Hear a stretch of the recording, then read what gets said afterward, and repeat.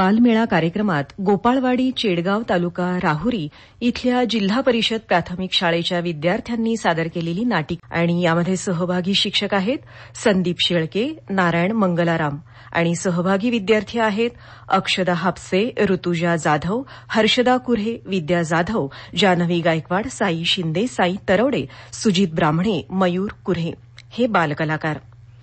तेव्हा ऐकूयात ही छानशी नाटिका.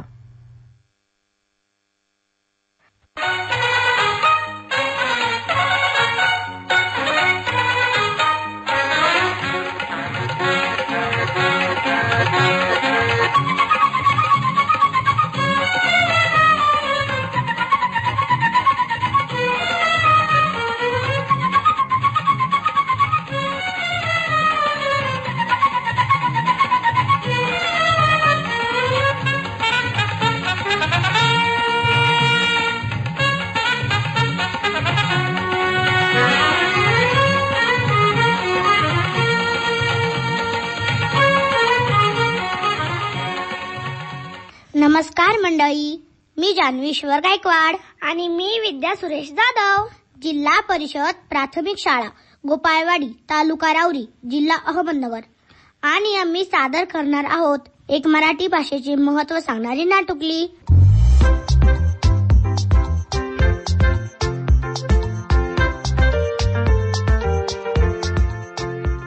स्वराज्य संकल्पक शहाजीराजाच्या कल्पनेतून जिच्या सोनेरी कुशीतून हिंदवी स्वराज्य उगवले, अशा राजमाता जिजाऊंच्या आशीर्वादातून छत्रपती शिवरायांच्या पदस्पर्शाने आणि स्वराज्याचे दुसरे छत्रपती शंभूराजांच्या बलिदानाने पावन झालेली ही भूमी ही आपली महाराष्ट्र भूमी. या भूमीने अनेक नररत्नांना, जिजाऊ सावित्रीच्या लेकींना जन्म दिला. अनेक थोर साधू संतांच्या, विचारवंतांच्या विचारावर दष्टपुष्ट झालेली ही भूमी. राकट कणखर दगडांच्या देशा अशी ओळख असणारी ही भूमी. नाजूक कोमल फुलांची ही भूमी. दक्षिण गंगा, गोदावरी, प्रवरा, भीमा, कृष्ण, कोयना, मुळामुठाच्या पाण्याने सुजलाम सुफलाम झालेली ही भूमी. अशाच या भूमीतील हा आपला ऐतिहासिक अहमदनगर जिल्हा 500 वर्षाचा ज्ञात इतिहास असणारा आणि आपल्या गतवैभवाच्या खुणा अंगावर बाळगणारा. याच जिल्ह्यातील मुळा नदीच्या पाण्यावर उभे राहिलेले मुळा धरण आणि या धरणाचे ज्ञानेश्वर सागर जलाशयाच्या पाण्यावर पोचलेला समृद्ध झालेला राहुरी तालुका. या तालुक्याच्या ठिकाणापासून दूर असणारी ही आमची गोपाळवाडी. साधी, भोळी, गोर, गरीब शेतकऱ्यांची, पशुपालकांची आणि साधू संतांच्या शिकवणुकीवर सांगितलेल्या मार्गावर चालणारी कामकरी कष्टकऱ्यांची वस्ती. आम्ही नातं सांगतो थेट भगवान श्रीकृष्णाच्या यादव कुळाशी. म्हणूनच आमचा मार्ग आहे भक्ती मार्ग आणि विचार आहे आधुनिक. आम्ही हरिनाम सप्ताह साजरा करतो आणि ग्राम स्वच्छता अभियानही राबवतो. आम्ही संतांच्या विचारांचे पालन करतो आणि त्या विचारांना आधुनिकतेची जोडही देतो. आम्ही गोकुळाष्टमी साजरी करतो आणि आम्ही शिक्षण, पर्यावरण याचा जागरही मांडतो. तर हाच जागर पाहिला आपण थेट जाऊयात आमच्या गोपाळवाडीत.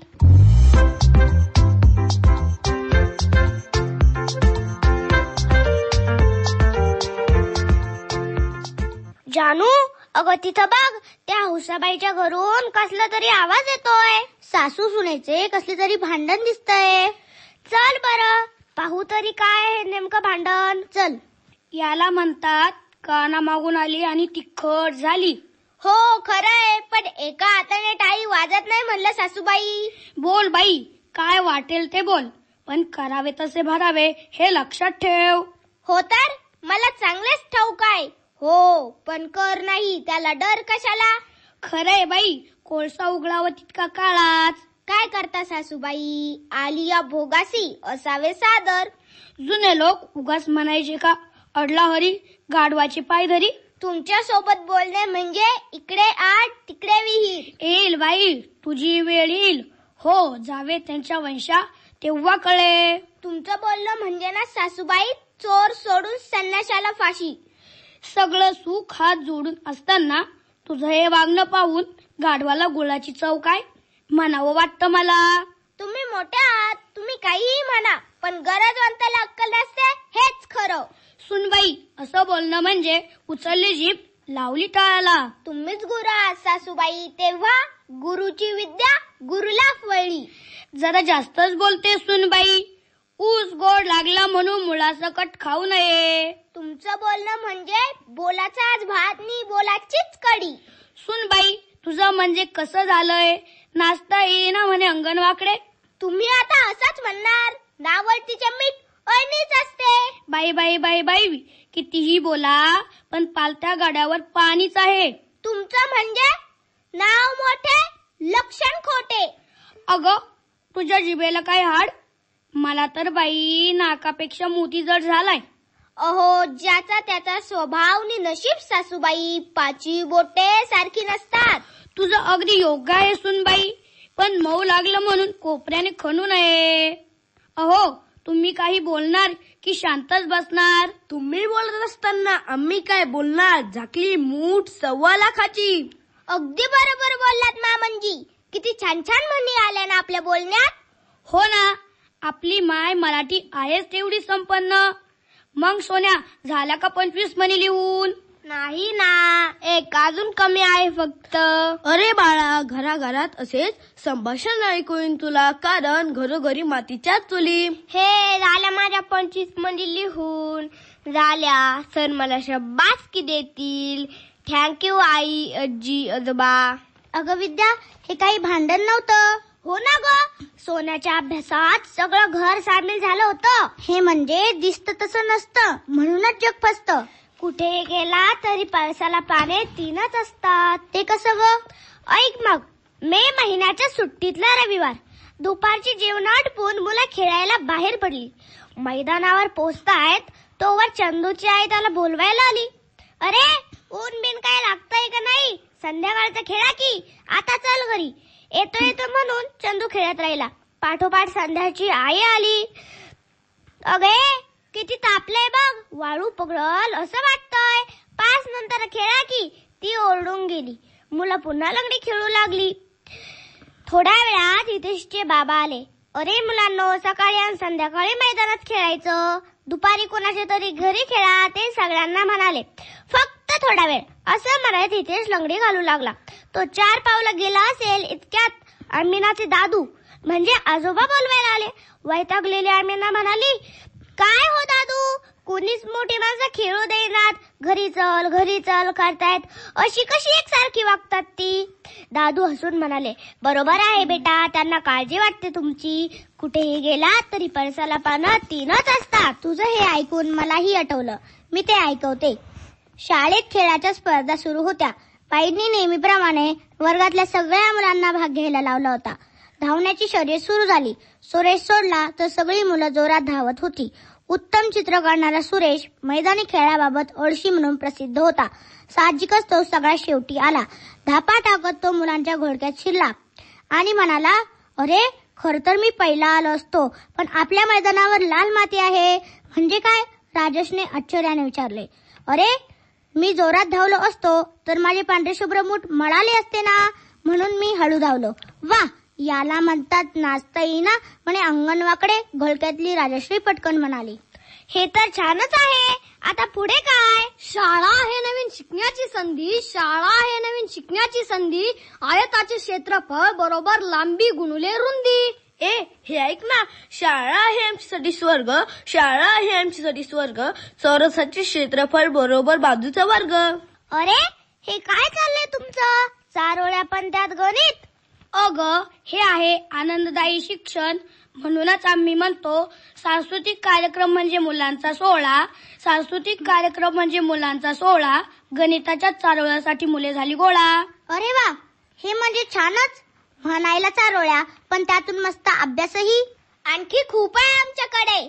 शाळा आमची लागली सगळीकडे गाजू, शाळा आमची लागली सगळीकडे गाजू. चौरसाची परिमिती बरोबर 4 गुणिले बाजू. हो ना, मी एक सांगू का? आमच्या शाळेत आहे वर्ग 2, आमच्या शाळेत आहे वर्ग 2.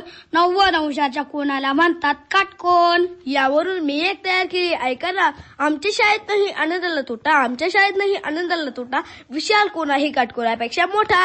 ऐका ना, मी लहान आहे ना, तर मी पण एक चारोळी म्हणणार. भारत देश आहे महान, भारत देश आहे महान. लघु कोण असतो काटकोनापेक्षा लहान. अरे वा, हे तर खूपच छान केलंय तुम्ही. अशा किती चारोळ्या आहे तुमच्याकडे? आम्ही चारोळ्याचे शताब्दी केलंय. ए, शताब्दी नाही, शतक म्हण. अरे शताब्दी म्हणजे ही 100च ना. हो, पण शताब्दी ही 100 वर्षांनी साजरी केली जाते. तर 50 वर्षांनी सुवर्ण महोत्सव, 25 वर्षांनी रौप्य, तर 10 वर्षांनी दशक महोत्सव साजरा करतात. अगं, तुम्ही 60 वर्षांनी साजरा होणारा हिरक महोत्सव आणि 75 वर्षांनी साजरा होणारा अमृत महोत्सव विसरलात. हो ना, मागच्याच वर्षी आपण स्वातंत्र्याचा अमृत महोत्सव साजरा केला आणि पुढच्या वर्षी प्रजासत्ताकाचा अमृत महोत्सव साजरा करणार आहोत. अरे पण आमच्या आजोबांचा तर सहस्त्र चंद्र दर्शनाचा कार्यक्रम आयोजित केला आहे. तो काय असतो रे? अरे सहस्र म्हणजे 1000 ना. हो ना, पण सहस्र चंद्रदर्शन सोहळा वयाची 81 वर्ष पूर्ण केल्यावर करतात. हो ना, त्या व्यक्तीने 81 वर्षात 1000 पौर्णिमा अनुभवल्या म्हणून सहस्र चंद्रदर्शन. पाक्षिक साप्ताहिक काय असतं? अरे साप्ताहिक म्हणजे दर 7 दिवसांनी प्रकाशित होणारे, आणि पाक्षिक म्हणजे दर 15 दिवसांनी प्रकाशित होते ते. हो ना, नियतकालिकात हे प्रकार असतात. दररोज प्रकाशित होणारे दैनिक, महिन्याने प्रकाशित होणारे मासिक, तर वर्षाने प्रकाशित होणारे वार्षिक. मग 3 किंवा 6 महिन्याने जे प्रकाशित होते त्याला काय म्हणतात? 3 महिन्याने त्रैमासिक, तर 6 महिन्याने षटमासिक. 2 वर्षाने प्रकाशित होणारे द्विवार्षिक, तर 3 वर्षाने होणारे त्रैवार्षिक. यांना शब्दसमूहाबद्दलचे शब्द म्हणतात. मराठी भाषा अशा अनेक शब्दांनी समृद्ध आहे. आता हेच बघ ना, रणांगणावर पराक्रम गाजवणारी स्त्री. हे सगळं म्हणण्याऐवजी फक्त वीरांगना म्हणलो तरी त्यात सगळं येतं. जसं ज्याला कुणीही जिंकू शकत नाही असा अजिंक्य. तर हरणासारखे डोळे असणारी मृगनयना, आणि माशासारखे डोळे असणारी मीनाक्षी. मनातल्या इच्छा पूर्ण करणारा वृक्ष कल्पवृक्ष.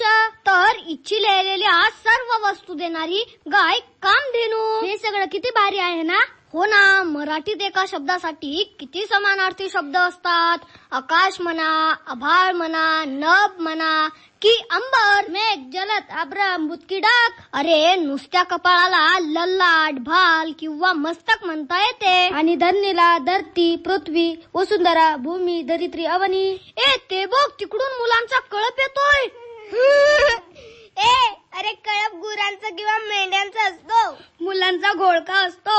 अशा शब्दांना समूहदर्शक शब्द म्हणतात. आंब्याच्या झाडाची राई, तर गवताची गंजी किंवा पेंडी. किल्ल्याचा जुडगा, तर केसांची बट किंवा जड.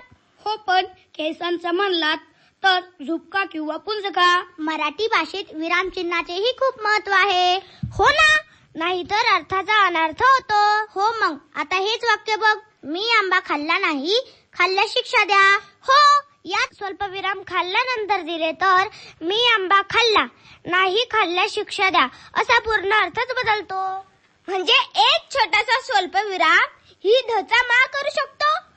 अगं, फक्त स्वल्पविरामच नाही तर एक मुळाक्षर सही मोठी गंमत करू शकतो. चची गंमत ती कशी ग? आता मुले वरांड्यात अभ्यास करतात या साध्या वाक्याचेच बघ. त्याचं काय विशेष? या वाक्यातील कोणत्याही शब्दाला च प्रत्यय लाव आणि मग गंमत बघ. कोणत्याही कशाला? पहिल्या शब्दालाच प्रत्यय लावून बघते ना. मुलेच वरांड्यात अभ्यास करतात. म्हणजे वरांड्यात दुसरं कुणी नाही तर मुलेच अभ्यास करतात. दुसरा प्रत्यय मी लावून बघते. मुले वरांड्यातच अभ्यास करतात. याचा अर्थ मुले फक्त वरांड्यातच अभ्यास करतात, इतरत्र नाही. आता मी मुले वरांड्यात अभ्यासच करतात. हो ग, याचाही पुन्हा अर्थ बदलला. आता असं वाटतं की मुले वरांड्यात फक्त अभ्यासच करतात. आणि मुले वरांड्यात अभ्यास करतातच, अर्थात वरांड्यात बसली की मुलं अभ्यास करतातच. किती भारी ना आहे की नाही मग ही ची गंमत? हो ना ग, मला तर आपल्या या राजभाषेचा सार्थ अभिमानच वाटतो. हो ना, संत श्रेष्ठ ज्ञानेश्वर महाराज, जगद्गुरु तुकोबाराय यांची ही भाषा. हिंदवी स्वराज्याच्या जननी राजमाता जिजाऊ आऊसाहेबांनी याच भाषेतून स्वराज्य संस्थापक छत्रपती शिवरायांवर संस्कार केले. एवढेच नाही, महाराज जेव्हा राजसदरेवर यायचे तेव्हाची महाराजांची गारद.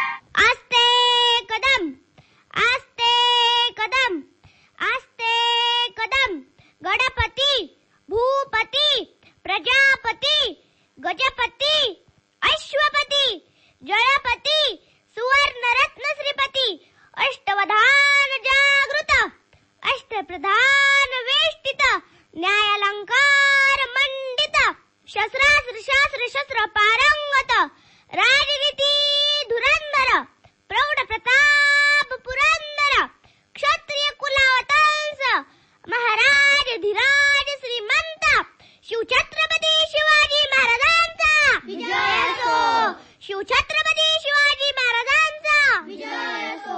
ही सुद्धा मराठीतच. या गारद मध्ये महाराजांसाठी किती सुंदर विशेषणांचा वापर केला आहे. गणपती, भूपती, प्रजापती, गजपती, अश्वपती, सुवर्णरत्न श्रीपती, काय सुंदर विशेषणे आहेत. आणि पुढे बघ ना, अष्टप्रधान जागृत, अष्टप्रधान वेष्टित, न्यायालंकार मंडित, शस्त्रास्त्र शास्त्र शस्त्र पारंगत, राजनीती धुरंधर, प्रौढ प्रताप पुरंदर, क्षत्रिय कुलावतंस.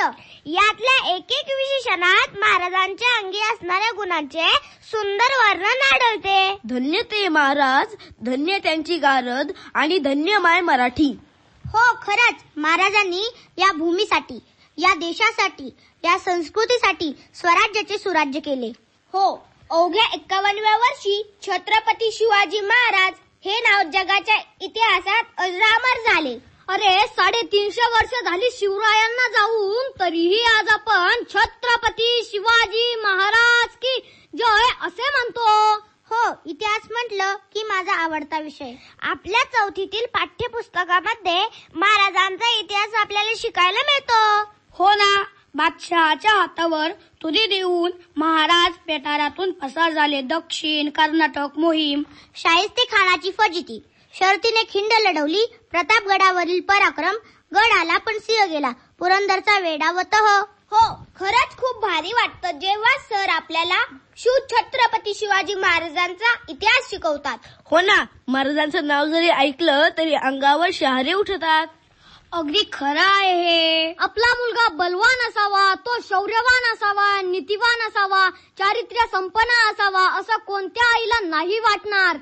हो, आणि हे स्वप्न जिजाऊने आपल्या उदरात असलेल्या बाळाविषयी पाहिलं होतं. हो ना, आणि ते स्वप्न पूर्णही केले. म्हणूनच महाराजांना जाणता राजा म्हणतात.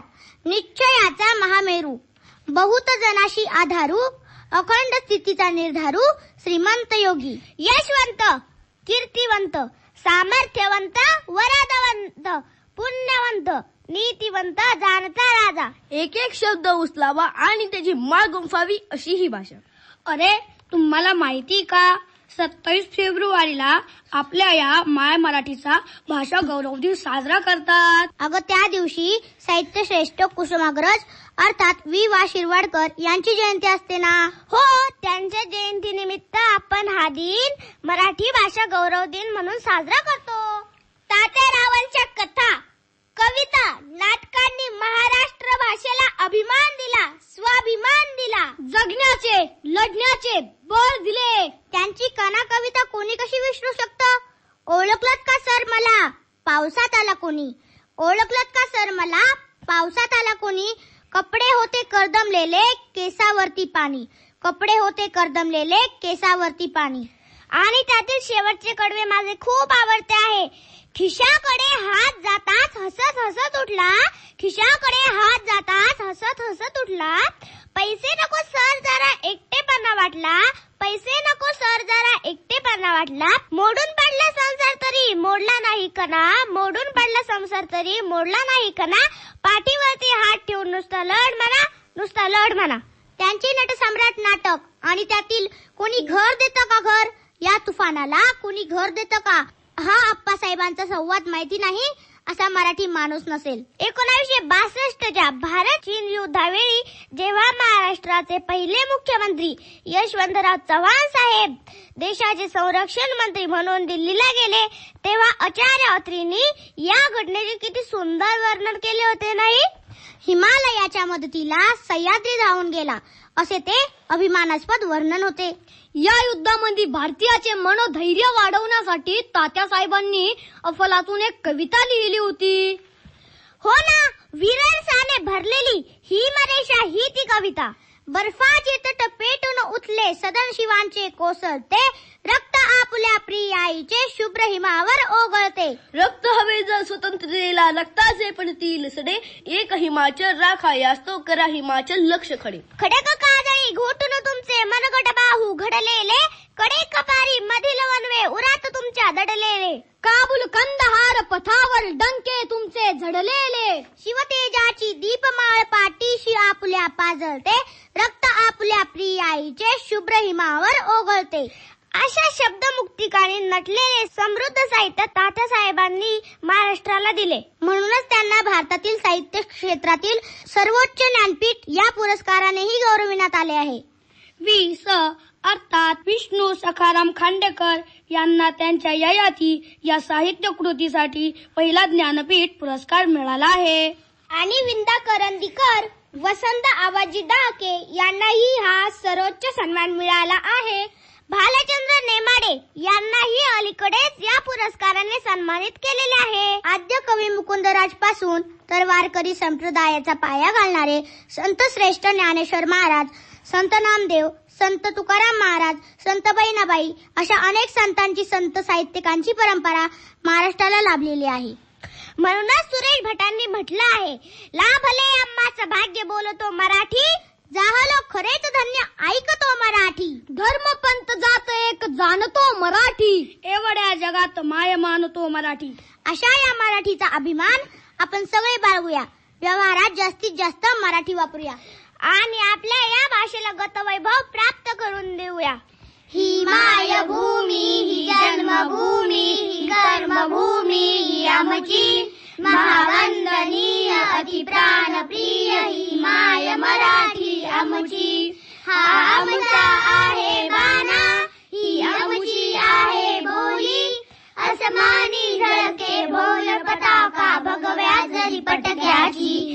ही मायभूमी, ही जन्मभूमी, ही कर्मभूमी ही आमची महावंदनीय अति प्राणप्रिय ही माय मराठी आमची. जय हिंद, जय महाराष्ट्र.